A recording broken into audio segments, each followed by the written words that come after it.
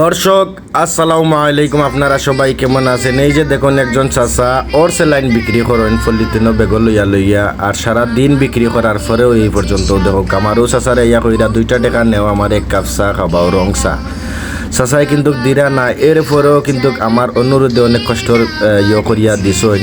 ও দৌকা আমার ই চাচার যে ছেলে মেয়ে আসইন পড়াইরা, লেখাপড়া করাইরা, ওখান করাইরা, ধন্যবাদ আমার এই চাচাকে। আর অনেক কষ্ট লাগে কিন্তু ওই যে দেখুন টেস্টি স্যালাইন বিক্রি করেন রাস্তায় আটিয়া রাস্তায় হেঁটে হেঁটে কিন্তু টেস্টি স্যালাইন বিক্রি করেন আমার এই চাচা। দেখি কিন্তু অনেক কষ্ট লাগলো। আমি অনেক কথাবার্তা বললাম ওনার সাথে, কিন্তু কথাবার্তা বলেই কিন্তু দেখলাম মনের ভিতরে অনেক কষ্ট আছে। আর অভাব থাকলে অবশ্যই দিন কোন দিকে যায়, রাত কোন দিকে যায় মানুষ বলতেই পারে না। এই যে দেখুন রাত কিন্তু যেহেতু 10টা হয়ে গেছে, আমার এই চাচা সকাল 10টা বাজে কিন্তু রওনা দিয়েছিলেন, রাত 10টা হয়ে গেছে, এখনও বাসায় ফিরে যাননি। এই যে দেখুন, ধন্যবাদ।